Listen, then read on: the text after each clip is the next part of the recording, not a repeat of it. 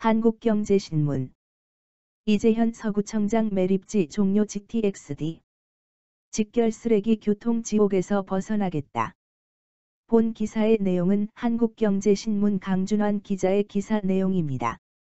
솔로몬 스토어의 신현기입니다.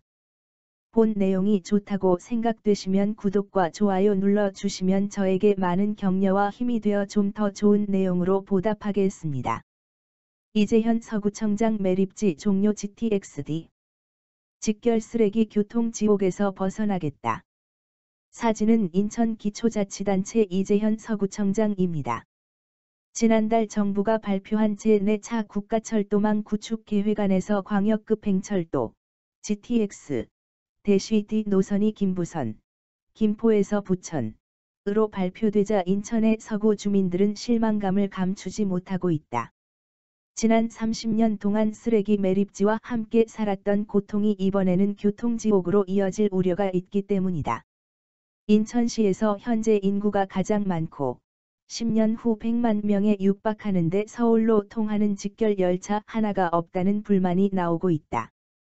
이달 23일에는 청라국제도시총연합회 등 시민단체들이 인천공항행 GTX-D 노선의 국가철도망 계획 반영을 요구하는 걷기대회를 열었다. 24일에는 서구의 단체장연합회가 인천시청에 모여 GTX-D 불발과 쓰레기 도시에 대한 항의 집회를 가졌다. 이재현 서구청장은 27일 한국경제신문과의 인터뷰에서 전국에서 환경과 교통시설이 가장 열악한 곳이 인천 서구라고 강조했다.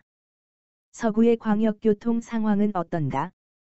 현재 서구의 인구는 55만 명이다. 청라국제도시에만 11만 명이 거주한다. 인천시 기초자치단체 가운데 인구가 가장 많다. 서울로 출퇴근할 때 이용하는 공항철도의 혼잡률이 217, 인천 2호선이 200, 서울 9호선이 237다. 승차 정원보다 2배가 넘는다. 출퇴근 시간에는 두세 번 열차를 보내야 겨우 지옥철에 몸을 싣게 된다.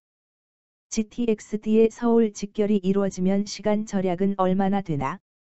서구민이 강남역에 가려면 공항철도를 타고 한두 차례의 환승을 거쳐야 한다. 청라에서 1시간 14분이 걸린다. 내달부터 입주가 시작되는 검단 신도시에서는 1시간 15분을 이동해야 한다. 왕복 3시간 가까운 시간을 차에서 보내는 셈이다. 앞으로 100만 도시가 돼 서울 출퇴근 유동인구가 2배로 많아지면 상상하기도 힘든 교통지옥이 될 것이다. 인천시 원안대로 강남 직결이 되면 각각 30분. 25분으로 단축된다. 인천시 기초자치단체 인구가 100만 명에 육박할 수 있나?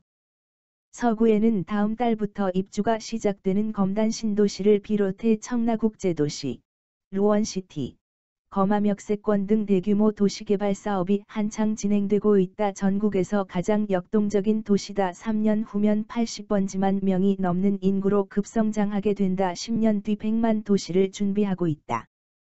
다음 달에 4차 국가철도망 계획이 고시된다.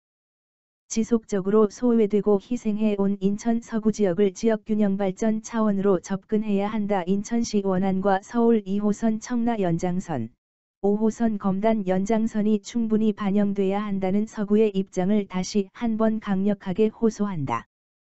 인천 서구는 쓰레기 매립장이 생각난다.